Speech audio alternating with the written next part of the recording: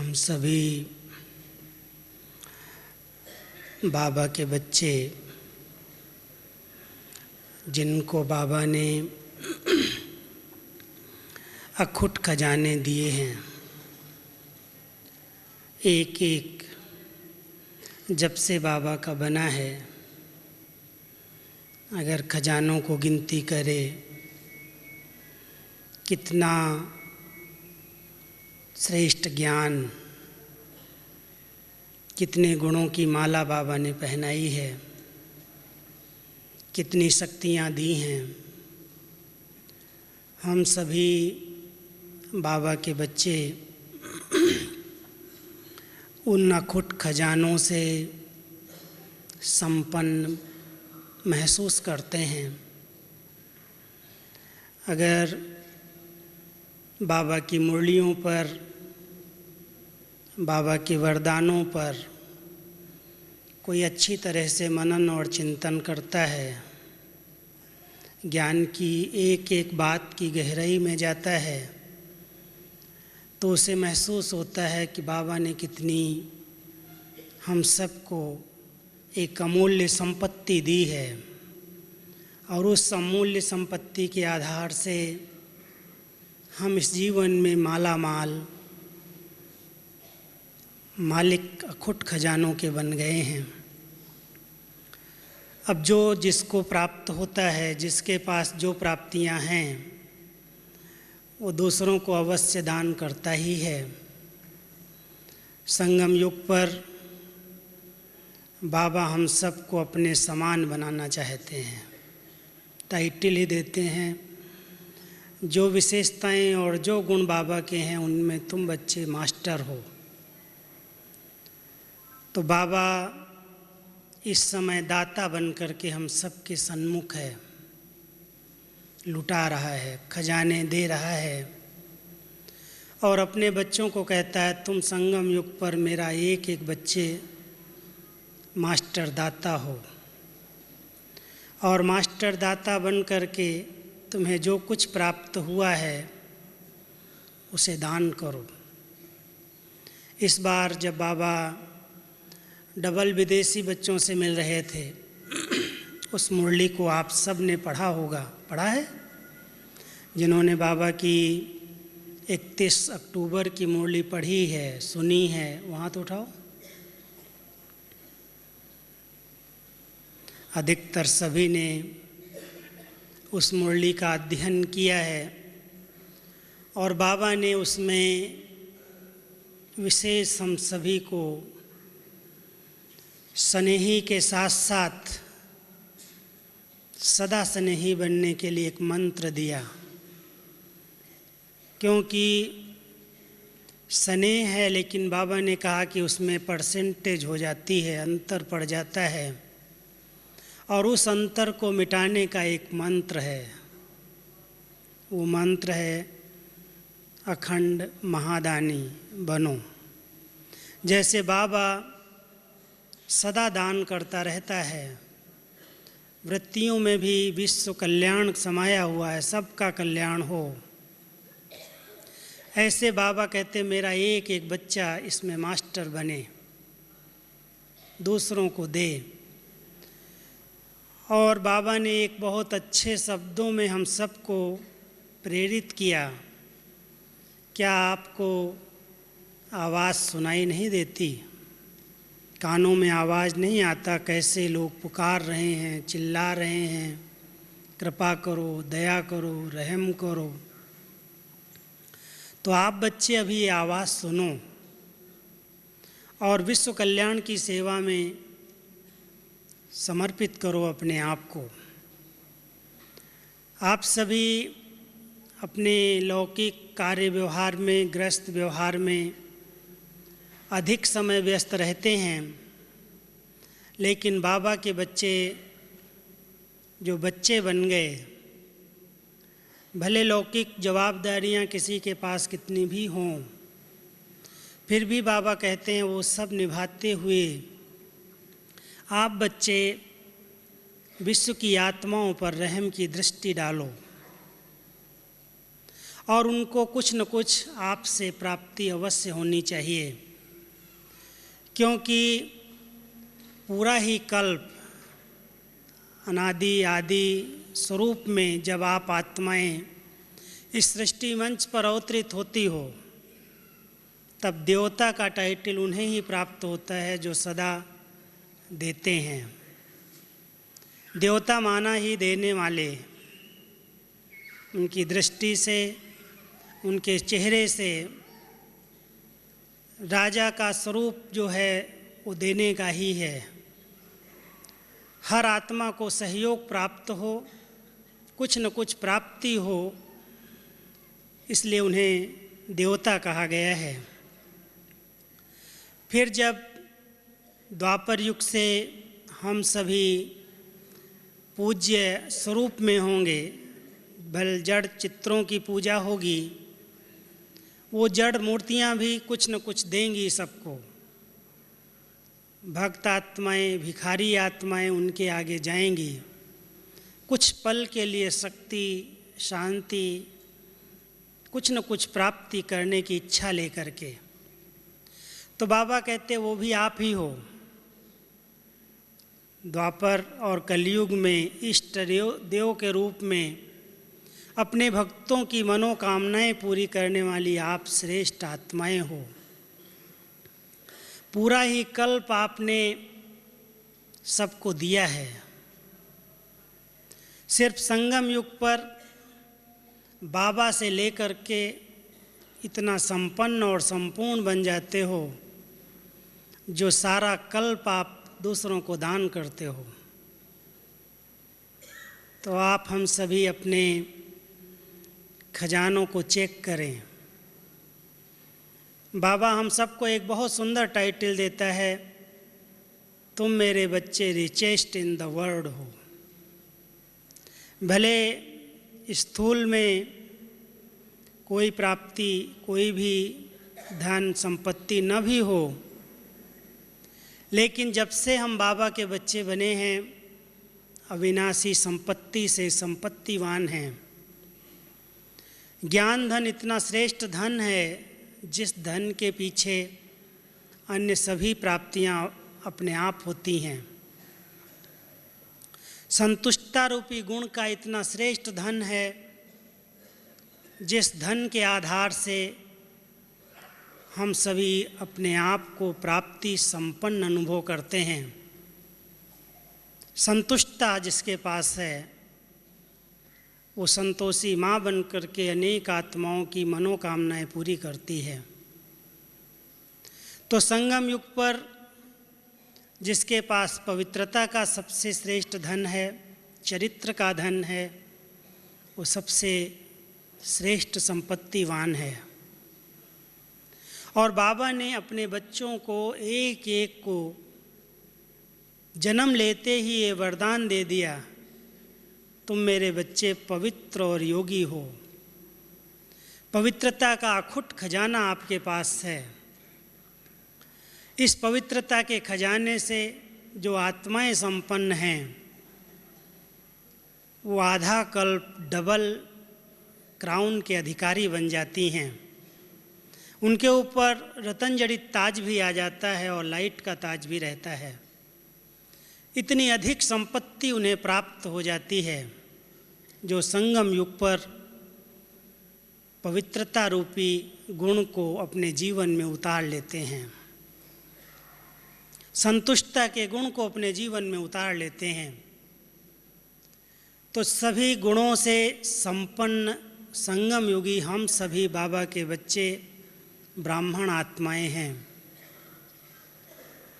जिन शक्तियों की पूजा आज भक्त आत्माएं कर रही हैं, उन्होंने अलग अलग रूप बना दिए। विद्या की देवी के लिए सरस्वती के पास जाएंगे, शक्ति के लिए दुर्गा के पास जाएंगे। जो जिस चीज़ की आवश्यकता महसूस करता है, कमी महसूस करता है, उस प्रकार की देवी की आराधना करता है।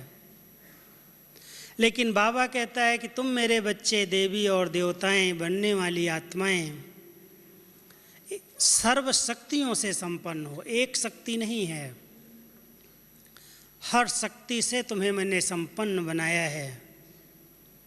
अष्ट शक्तियाँ तो गिनने में आती हैं, लेकिन और भी जो शक्तियाँ हैं उन सब में भी मेरे बच्चे मास्टर हैं, क्योंकि सर्वशक्तिवान के बच्चे हैं। अब शक्तियों से भी हम सभी संपन्न हैं, गुणों से भी संपन्न हैं और ज्ञान धन से भी संपन्न हैं। तीनों लोकों का, तीनों कालों का, आत्मा, परमात्मा, सृष्टि चक्र, पुनर्जन्म, कर्मों की गहन गति, कहाँ से आए, कब वापस जाएंगे, सब पूरा ज्ञान एकदम स्पष्ट रूप में बाबा ने अपने बच्चों को दिया। कोई भी नहीं कहेगा इस बात का मुझे पता नहीं है। भल शास्त्रवादियों ने, विद्वानों ने भगवान के बारे में कह दिया नेति नेति, मैं नहीं जानता हूँ या उसका अंत नहीं है। लेकिन बाबा के बच्चे कभी ये शब्द मुख से नहीं उच्चारण कर सकते कि मैं नहीं जानता हूँ। सभी मास्टर नॉलेज फुल बन गए। मैंने देखा है कि कोई भले बहुत अनपढ़ गांव का हो, लौकिक रीति से कोई बात पढ़ी हुई न हो, लेकिन बाबा की मुरली सुन कर के, ज्ञान में आकर के वो भी सबको ज्ञान सुनाना शुरू कर देता है। वो भी एक शिक्षक बन जाता है। उसको भी पता है कि मैं कौन हूँ, मैं कहाँ से आया हूँ, मुझे क्या करना है। स्वयं को मास्टर नॉलेजफुल अनुभव करता है। तो एक एक बाबा का बच्चा जिसने बाबा की पढ़ाई को अच्छी तरह से सुना है, चिंतन में लाया है, जिसके पास शुभ संकल्पों का श्रेष्ठ खजाना है। अब बाबा कहते हैं बच्चे मैंने तुम्हें इतना सब दिया, अभी बहुत सी आत्माएं वंचित हैं, प्यासी हैं, पुकार रही हैं, तुम्हें रहम नहीं आता। अब रहम दिल बनो और रहम दिल बन करके सेवाधारियों की 3 विशेषताएं मैं आपके आगे रखता हूँ, क्योंकि सेवा तो हर क्षेत्र में करते हैं, बहुत उमंग उत्साह है। हमारे पास 17 प्रभाग बने हुए हैं, हर विंग अपने अपने रूप में बहुत विस्तार से सेवाएं कर रहा है, करना चाहता है, प्लान्स बनाता है, उमंग है, उत्साह है, तन लगाता है, धन लगाता है, मन लगाता है, समय भी देता है। अभी अभी यूथ की, युवाओं की पद यात्राएँ निकली तो हर तरफ सभी ने हर प्रकार से अपना सहयोग दिया। लेकिन बाबा हम सबको सेवा की सफलता के पीछे 3 रहस्य सुनाते हैं। सफल सेवा किसको कहा जाता है? सबसे पहली बात, जिस सेवा के अंदर कोई भी प्रकार की हद न हो, जो बेहद हो और निस्वार्थ भावना से भरपूर हो। किसी पर्सनल व्यक्ति की सेवा करके और पर्सनल स्वार्थ से सेवा करके या अपना नाम और मान शान कमा करके, मेरे विंग का नाम हो जाए, मेरा नाम हो जाए, या कोई भी व्यक्तिगत रूप में अगर बाबा की सेवा में हदें डाल देता है, स्वार्थ भावना रखता है, तो उसे सफल सेवा नहीं कहा जाता।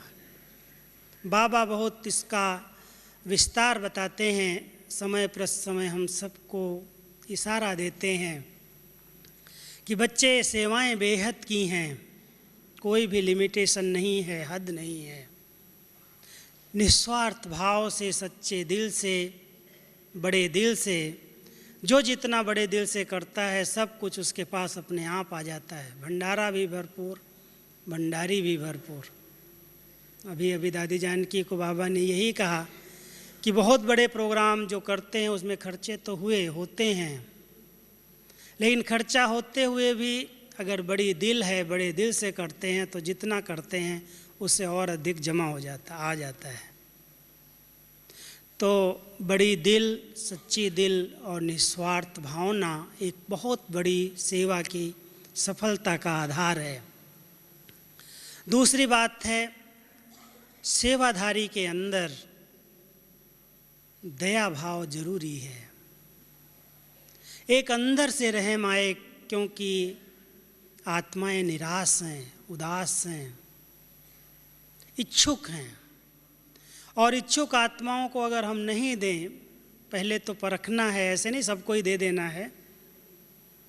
या योग्य हैं या योग्य बनाना है। धरणी को बनाना भी पड़ता है कई बार। वर्तमान समय ये देखा जाता है कि एक दिन था जो लोग सुनना नहीं चाहते थे, अब वो समय नहीं है। अभी चारों ओर आत्माओं की पुकार है, प्यास है, डिमांड है। वो लोग चाहते हैं कि आप आएं, हमें कुछ सुनाएं, हमें दें। हर एक को अपने आप को इतना भरपूर करना है कि मैं इन आत्माओं को कुछ न कुछ अंचली जरूर दे दूं। हमारे पास बाबा ने बहुत कुछ दिया है। कैसे दो, बाबा ने इस बार बहुत अच्छा विस्तार इसका किया है मुरली के अंदर। मनसा के द्वारा दो, क्योंकि कई लोग कहते हैं वाचा से सेवा करने का इतना चांस नहीं मिलता, हर एक को नहीं मिलता। हर एक के अंदर वो कला भी नहीं है, विशेषता भी नहीं है। लेकिन अगर वाचा सेवा हर एक नहीं कर सकता या चांस नहीं मिलता, तो भी बाबा ये नहीं कहता है कि तुम सेवा से वंचित रहो, छोड़ दो। कहता है बच्चे, तुम्हारे पास सबसे बड़ी शक्ति मनसा शक्ति है, और इस मनसा के द्वारा तुम शक्तियों का दान करो। कई बार हम समझते हैं ये सेवा तो सब कर सकते हैं। अगर पूछा जाए सबसे सहज सेवा कौन सी है, तो हर एक कह देगा मनसा सेवा सबसे सहज है, घर बैठे की जा सकती है। लेकिन मनसा सेवा जिसके लिए बहुत शुद्ध संकल्पों का स्टॉक चाहिए, जिसके लिए मनसा की बहुत अच्छी एकाग्रता चाहिए, जिसके लिए मनसा में बहुत शुभ चिंतन चाहिए, शुभ चिंतक भावनाएं चाहिए, ऐसे मनसा सेवा नहीं होती। अगर हमारे अंदर किसी के प्रति नफरत है, घृणा है, या हमारे प्रति कोई भी किसी भी, ये धर्म का है, जाति का है, इस एरिया का है, इस पुल का है, कोई भी प्रकार का भेद है, दया भाव अंदर नहीं है उसके प्रति, तो हम सच्चे दिल से मन द्वारा उन्हें शक्ति और सकाश नहीं दे सकते हैं। कब तक देंगे? क्योंकि मनसा के अंदर स्टॉक नहीं है। इतना अच्छा शुभ चिंतन किया हुआ हो, इतने अच्छे हमारे श्रेष्ठ और शुभ संकल्प हों, जो अपने आप वायुमंडल में फैलते रहें।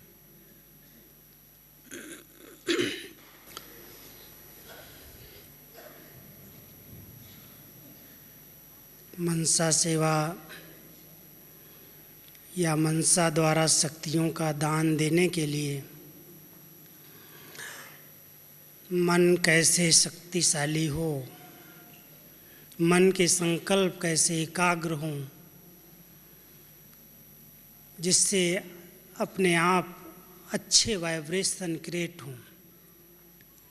क्योंकि आत्माएं बहुत दिल शिकस्त निराश हो चुकी हैं।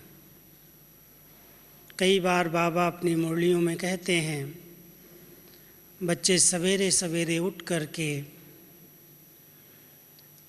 एकांत में बैठ करके बाबा से शक्तियाँ लो और सारे विश्व को, ग्लोब के ऊपर अपनी किरणें डालो। ये मनसा द्वारा शक्तियों को दान करने की विधि है। बाबा से ले रहे हैं और विश्व के कोने कोने में वो किरणें जा रही हैं। हर आत्मा को प्राप्त हो, शुभ भावना है, शुभ चिंतन है, एक अंदर से दया और रहम भाव है, तो वायुमंडल में वो किरणें चारों ओर फैलती हैं। लेकिन मनसा इतनी शुद्ध, एकाग्र और रहम से भरपूर चाहिए, तब ये दान हो सकता है। तो सभी करते हो? बाबा ने काम दिया है इस बार, क्योंकि जब बाबा कहते हैं बच्चे करो और हम करते हैं, तो बाबा बहुत उसकी क्या करता है, दुआएं देता है। विशेष आशीर्वाद देता है कि बाबा ने कहा और बच्चे ने तुरंत शुरू कर दिया, करने लगा। तो इस बार बाबा ने हम सबको मनसा के द्वारा शक्तियों का दान दो, वाचा के द्वारा ज्ञान दान धन का दान दो, कर्म के द्वारा गुणों का दान दो। जो कुछ हम कर्म कर रहे हैं, कर्म के बिना तो कोई एक सेकंड भी नहीं रहता है। कई कहते हैं हमारे पास कुछ और काम चाहिए, और कोई काम चाहिए, लेकिन बाबा कहते बच्चे तुम कर्म क्षेत्र पर हो। चलना फिरना, उठना बैठना, खाना पीना, देखना सुनना, जो कुछ तुम कर रहे हो कुछ न कुछ कर्म कर रहे हो।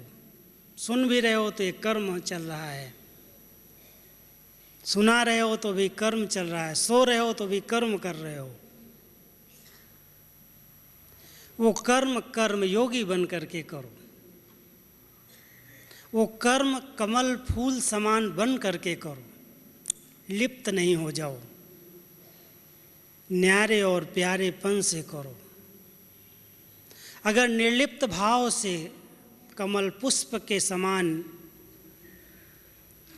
न्यारे और प्यारे बन कर के कर्मयोगी बन कर के कर्म करते हैं तो कर्म से गुण अपने आप प्रत्यक्ष होने लगते हैं। हमारे कर्म यादगार बन जाते हैं। गुणों का दान अपने आप होता है, देना नहीं है किसी को। लोगों को प्रेरणा प्राप्त होती, कैसे करते हुए भी हल्के हैं, कैसे करते हुए भी निश्चिंत स्थिति में रहते हैं, कैसे करते हुए भी ऐसे लगता है जैसे बाबा के जैसे अकड़ता हैं। कर्म करने की मना नहीं की बाबा ने, कर्म सब प्रकार के करो, लेकिन मेरी याद में रह करके करो, करके मुझे समर्पित कर दो। मैंने किया, मैं करता हूँ, मेरे सिवाय कोई नहीं कर सकता, उस कर्म का खाता उल्टा बन जाता है। की हुई मेहनत कई बार सफल नहीं होती, निष्फल हो जाती है।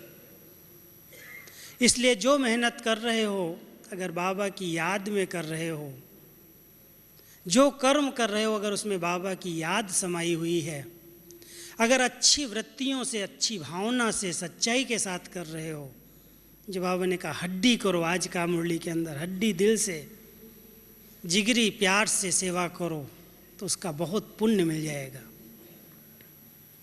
तो वाचा के द्वारा ज्ञान दान और कर्म के द्वारा गुणों का दान। लेकिन इस बार एक बहुत सुंदर शब्द बाबा ने नए रूप में प्रयोग किया, बुद्धि द्वारा समय का दान। हम सभी जिनको दिव्य बुद्धि का वरदान बाबा देता है,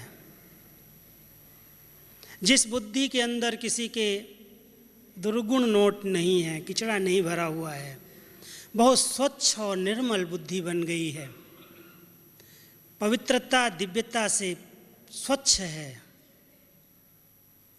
वो फौरन निर्णय करती है। कोई भी समस्या आ जाए, कोई भी उलझन आ जाए, कोई भी विघ्न आ जाए, अपने आगे आए या दूसरे के आगे, लेकिन अगर मेरी बुद्धि अच्छी निर्मल है तो फौरन टचिंग आती है। और जो थोड़े समय में कोई बात आई और तुरंत निर्णय कर लिया, सफलता प्राप्त हो गई, समय बच गया। समय बचाओ, अपना भी और दूसरों का सफल करो। उलझ रहे हैं लोग छोटी छोटी बात में, छोटे छोटे विघ्नों में, जिसको बाबा ने कहा मच्छर और मक्खी हैं, पहले कहता था चींटी हैं। चींटी के समान छोटी छोटी बातें आ गई और मन दुखी हो गया। कई घंटे बीत गए उसी चिंतन में, कई बार पूरी पूरी रात ऐसे ही निकल जाती है, व्यर्थ चिंतन चलना शुरू हो जाता है।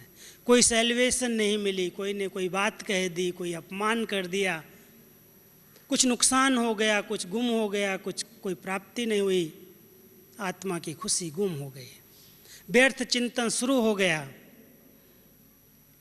बुद्धि ठीक निर्णय नहीं करती, अब मुझे क्या करना है, अपसेट हो गया। अपसेट होने वाला बहुत समय नष्ट करता है। इसलिए बाबा ने कहा ये सीढ़ियाँ अभी नहीं चढ़ो, ये सीढ़ी चढ़ना है, 2 घंटा लग गया, 4 घंटे लग गया, 6 घंटे लग गया, फिर वो समाप्त किया, फुल स्टॉप लगाया। लेकिन कोई बात आ गई, बाबा की दुआएं, परिवार की दुआएं, ठीक स्वच्छ बुद्धि फौरन निर्णय करे और उस बात का हल सामने आ जाए, समय बच जाएगा। उस समय का दान करो, सफल करो और दूसरों के समय को बचा लो। उनका भी समय अधिक न लग जाए कोई एक छोटी सी समस्या को सुलझाने में।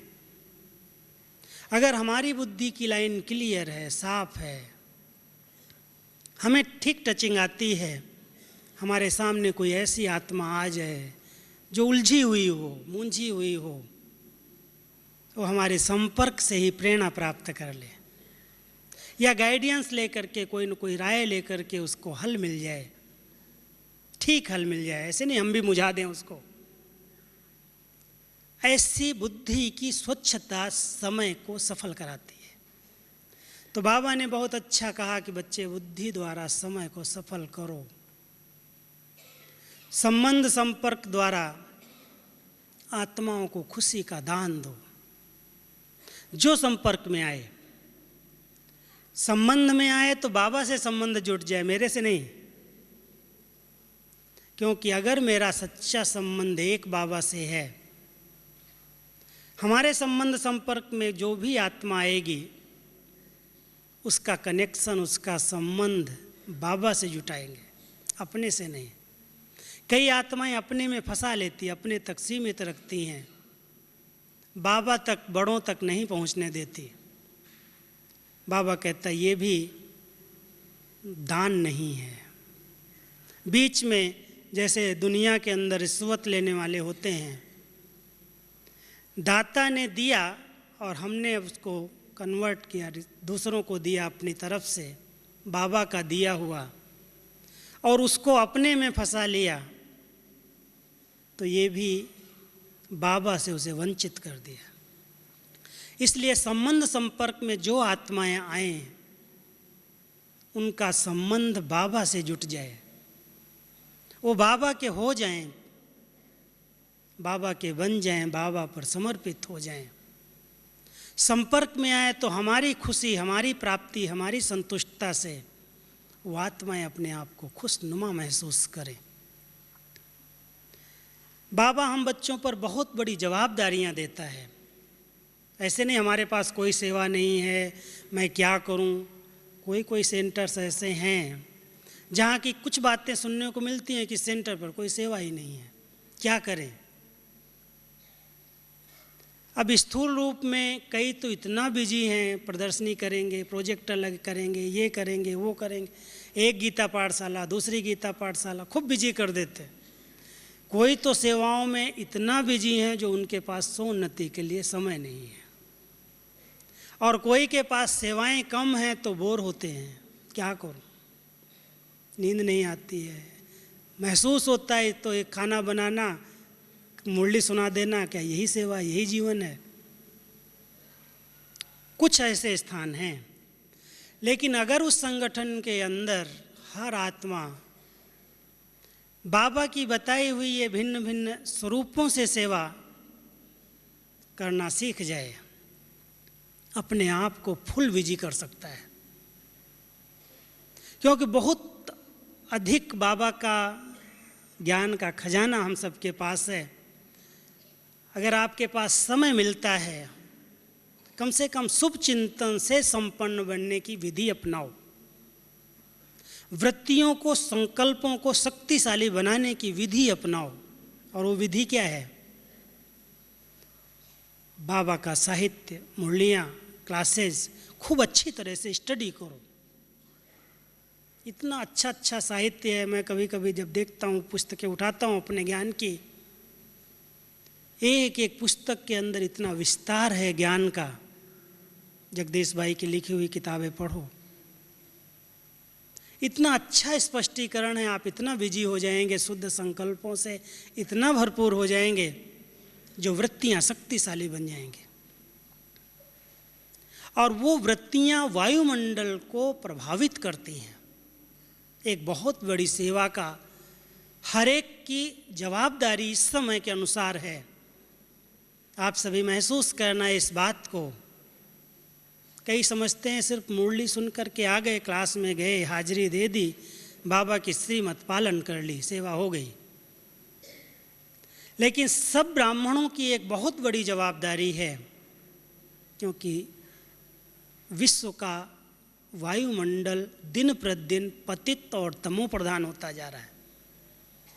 कलयुग के अंदर और दिन प्रतिदिन भटकती हुई आत्माओं का प्रभाव, कई ऐसी इच्छा सहित आत्माएं जो जा रही हैं, उनकी इच्छाएं मनोकामनाएं पूरी नहीं हुई हैं, उनके दूषित वायुमंडल, उनकी वृत्तियां वायुमंडल को भारी बना देती हैं। जिस स्थान पर आप रहते हैं, कई स्थानों का वायुमंडल बहुत हल्का हल्का है, खुशनुमा है। कई स्थानों पर जाने से ऐसा लगता है पता नहीं यहाँ का वायुमंडल कैसा है। क्या आप सभी महसूस करते हैं कि हम सभी ब्राह्मणों का एक बहुत बड़ा कर्तव्य है, जिस स्थान पर हम रहते हैं, चाहे अपने लौकिक घरों में आप रहते हैं, चाहे आप सेवा केंद्र पर रहते हैं, या जहाँ पर आप उठते बैठते जाते हैं, उस स्थान के वायुमंडल को चार्ज करना, शक्तियों से चार्ज करना, अपने अच्छे वाइब्रेशन से चार्ज करना, कोई भी नेगेटिव शक्ति उस वायुमंडल में प्रवेश न कर सके। ये आप हम सब की जवाबदारी है। अगर किसी भी स्थान पर कोई भी ऐसी अशुद्ध वृत्तियां, भटकती हुई आत्माएं या कोई भी ऐसी इच्छा लेकर के आई हुई आत्माएं अपना प्रभाव डालती हैं, तो उस प्रभाव को समाप्त करने के लिए हम दूसरों का सहारा क्यों लें? इतनी पवित्र आत्माएं, इतनी योगी आत्माएं, इतनी सात्विक आत्माएं, इतने शुभ चिंतन वाली आत्माएं क्या अपने अच्छे वृत्तियों से, अनासक्त वृत्तियों से उस वायुमंडल को शक्तिशाली बना करके अशुद्धता को समाप्त नहीं कर सकते? आप बाबा के घर में आए हैं, हम एक शुभ संकल्प आपको देते हैं कि आप जिस स्थान पर हैं, जहाँ पर हैं, एक जवाबदारी समझ करके उस स्थान के वायुमंडल को, उस सेवा केंद्र के वायुमंडल को, उस घर के वायुमंडल को 5-10 भाई बहनें मिल करके संगठित रूप में सब चिंतन छोड़ो, ये ऐसा करता, वो वैसा करता, इसने ये किया, उसने वो किया। बाबा कहते इस परपंच में अभी जाने की ज़रूरत नहीं है। सबके संस्कार अंत समय में बाहर आते हैं, सबका हिसाब किताब बाहर निकलता है, चाहे वो कितना योगी और ज्ञानी क्यों न हो। हर आत्मा अपना अपना किसी न किसी रूप में अंत समय में कर्म भोग या हिसाब किताब चुकता करती है। उसके संस्कार प्रकट होंगे, होने दो। अगर हमें बाबा ने शक्तियाँ दी हैं, हमारी बुद्धि अच्छी है, महसूस करते हैं, हमारे पास योग की शक्ति है, अच्छे संकल्पों की शक्ति है, बुद्धि की शक्ति है, तो क्या हम अपनी वृत्तियों से वायुमंडल को शक्तिशाली नहीं बना सकते? अगर सभी मिल करके, जैसे नेगेटिविटी वालों का ग्रुप बन जाता है, कोई एक चिंतन नेगेटिव करने वाला मिल जाए सेंटर पर, तो उसके सहज रीति से 10, 12, 15 सहयोगी बन जाते हैं। ऐसे अगर एक पॉजिटिव चिंतन करने वाला, अच्छे संकल्प करने वाला योगी आत्मा, उसकी कमेंट्स करना शुरू करे, बड़ा योगी है, यहाँ ये हो रहा और ये ऐसा योग कर रहा है, कमेंट करने की बजाय अगर कोई ऐसा शुद्ध संकल्प वाला, पवित्र शुद्ध योगी आत्मा, शांत वृत्तियों वाला है, हम सभी उसके सहयोगी बन करके एक अच्छा संगठन तैयार करके एक वायुमंडल को चार्ज करें, शक्तिशाली बनाएं। एक बहुत बड़ा दान है। कोई भी आत्मा उसमें प्रवेश करेगी, अशांत आत्मा, उसका मन शांत हो जाएगा, भटकना उसका छूट जाएगा। नहीं तो आते हैं बेचारे अपने घरों से, प्रवृत्तियों से, टेंशन से, और भी सुन करके कहते अरे यहाँ भी तो वही है। हम सभी बाबा के सब बच्चों का, चाहे वो नया है चाहे पुराना है, हर एक का एक कर्तव्य बनता है। बाबा इतनी पालना कर रहा है, इतनी मेहनत कर रहा है, अव्यक्त होकर के हम बच्चों पर इतनी मेहनत कर रहा है, हम सब उसका रिटर्न क्या दें?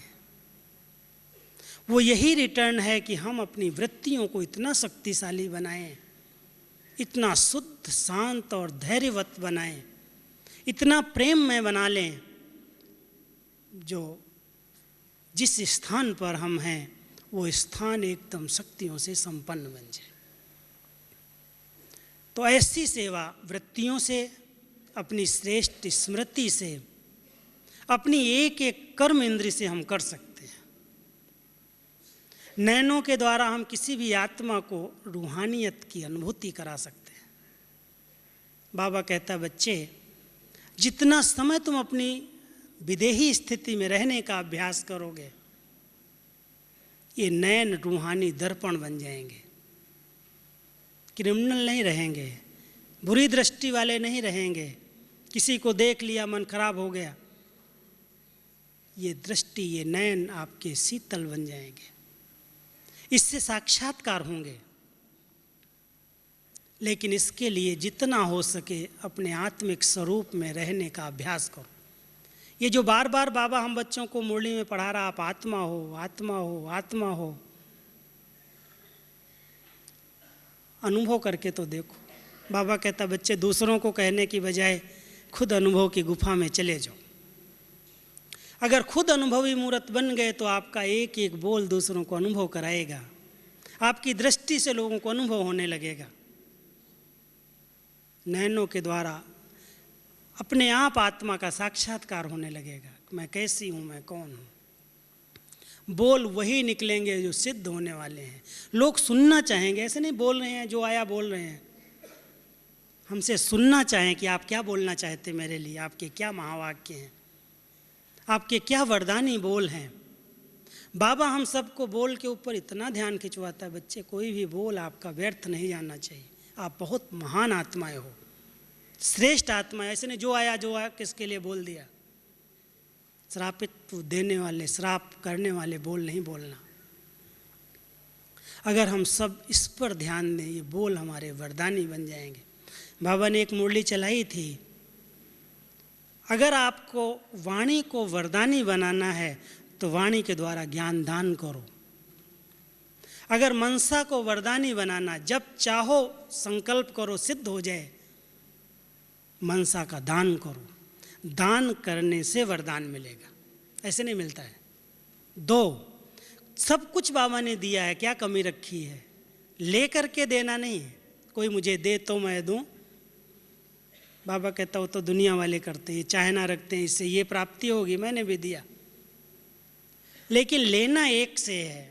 बाबा हम सबको बहुत कुछ दे रहा है, दिया है, और हमारे मनसा द्वारा, वाणी द्वारा, कर्म द्वारा हर समय कुछ न कुछ कर्म इंद्रियों के द्वारा हम चल रहे हैं। तो भी हमारे कदम से भी लोग प्रेरणा लें कि इनके कदम जो उठ रहे हैं, जैसे बाबा ने उठाया, एक एक कदम बाबा के कदम पर कदम रख करके चल रहे हैं। श्रीमत के बिना नहीं चल रहे हैं, श्रीमत ही हमारे कदम हैं।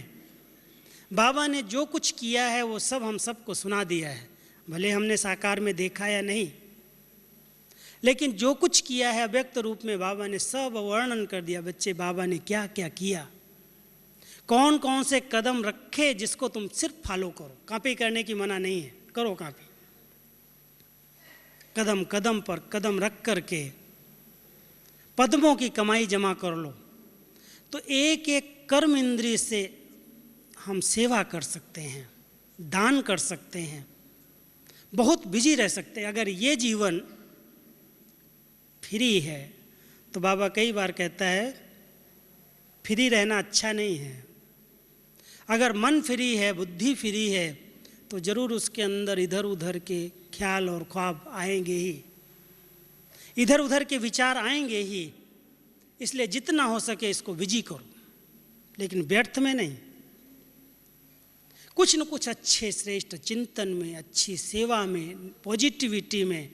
अगर लिखने की कला है तो लिखो, पढ़ने की अच्छी विशेषता पढ़ो, शुभ चिंतन बनेगा, श्रेष्ठ चिंतन बनेगा। कोई कर्म की विशेषताएं हैं, कोई को अच्छा भोजन बनाना आता है, भोजन बना के खिलाओ, अनेक आत्माओं का बुद्धि परिवर्तन हो जाए। जिस तरह की जो विशेषताएं हैं, ये समय है संगम युग पर अपनी विशेषताओं का बीज बोने का। अगर ये बीज बो दिया, जैसे कहते हैं खेती का समय है, बीज बोने का समय है, और उस समय अगर बोने वाला काश्तकार सोया रहे, अलबेला रहे, तो फसल उसको क्या प्राप्त होगी। संगम युग बोने का समय है। जो शक्ति है, जो गुण है, जो विशेषता है, जो कला है, हर एक में है, उसको बो, लगाओ कार्य में। दानी बन करके, अखंड महादानी बन करके दान करो, वो बढ़ जाएगी। देंगे तो बढ़ जाएगी, घुटेगी नहीं, कम नहीं पड़ेगी।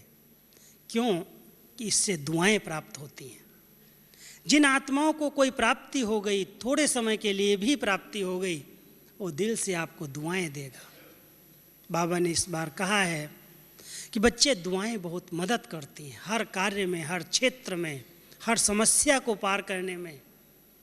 चाहे वो शारीरिक रूप से कोई परिस्थिति पेपर आ जाए बीमारी के रूप में, चाहे आर्थिक रूप में कोई ऐसी समस्या आ जाए, चाहे मानसिक रूप में आ जाए, समाज के द्वारा आ जाए, परिवार के द्वारा आ जाए, हर समस्या का समाधान सहज है अगर आपके पास दुआओं का स्टॉक जमा है।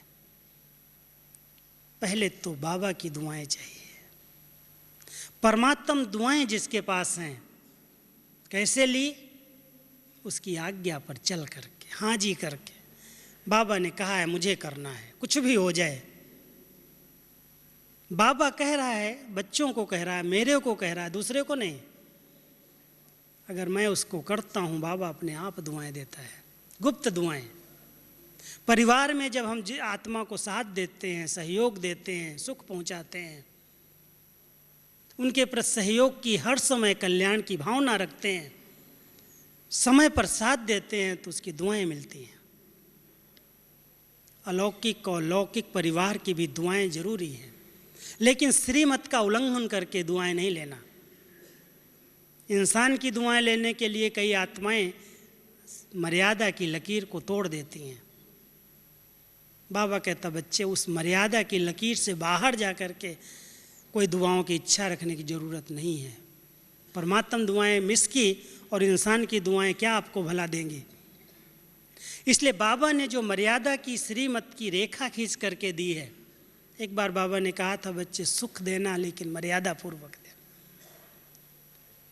चिंतन करके देखो कितना गहरा ज्ञान है, कितना गहरा राज है। ऐसे नहीं सुना दिया बाबा ने। अगर हम सभी बाबा की श्रीमत की लकीर को सामने रख करके, मर्यादा को सामने रख करके हर आत्मा को सुख पहुंचाते हैं, आज्ञा का पालन करते हैं, बाबा कहता उससे दुआएं जमा होती हैं। तो हर आत्मा की भी दुआएं मिलें, परिवार की भी मिलें, बाबा की भी मिलें, बड़ों की भी मिलें, वो हमें हर परिस्थिति में, हर विघ्न में, हर समस्या में पार करा देंगे। लेकिन हम पहले मास्टर दाता बन जाएं, दें। लेने की इच्छा नहीं है, रिस्पेक्ट भी देना पड़ता है। बाबा ने कहा आज भी जो बड़े हैं, बुद्धि वाले, उनको रिस्पेक्ट दो, लेकिन जो छोटे भी अगर बुद्धिमान बन गए, प्लानिंग बुद्धि हैं, तो उनको भी रिस्पेक्ट दो। देंगे तो अपने आप मिलेगा। मांगो नहीं मुझे मिले, ये मुझे दे, वो क्या देगा। अगर हम देंगे तो अपने आप उसके दिल से निकलेगा। तो सबकी दुआएं लेते हुए, सबको रिस्पेक्ट देते हुए, हर क्षेत्र में अखंड महादानी बनना, हर समय दे सकते हैं हम। जो संबंध संपर्क में नहीं है कोई, मान लो हमारे आजू बाजू, फिर भी हम अगर एकांत में भी बैठे हुए हैं तो अच्छे वाइब्रेशन वायुमंडल में फैलाएं। मनसा के द्वारा शक्तियों का दान दें। बाबा कहता प्रयोग करके देखो। आप सभी इस पर रिसर्च कर सकते हो, करके देखना कैसे हम मनसा के द्वारा शक्तियों का दान दें। वाचा के द्वारा कई आत्माओं को मुक्ति, जीवन मुक्ति का ज्ञान दे दें, समझ दे दें, तीनों लोकों का ज्ञान दे करके त्रिकालदर्शी बना दें। कर्म के द्वारा उसको न्यारा और प्यारा बना दें, फंसे नहीं हो। ऐसे हम कर्म करें, ना हम फंसें ना हम फंसाएं, ऐसे वो आत्मा भी न फंसे और न फंसाए। इसलिए हम सभी बाबा के बच्चे, बाबा कहता बच्चे अगर दूसरों को तुम दोगे तुम्हारी सेवा अपने आप हो जाएगी। सिर्फ अपने लिए नहीं करो कि मैं ये करूं मैं ये करूं, दो सेवा में लग जाओ तो आपका भाग्य, आपकी सोन्नति अपने आप हो जाएगी। तो इस वर्ष बाबा ने काम दिया है, पहली मुरली में काम दिया है, और हम सभी बाबा के बच्चे बाबा समान महादानी बन करके अनेक आत्माओं को दान दें और खुद को व्यस्त करके माया से मुक्त बन जाएं। ओम शांति।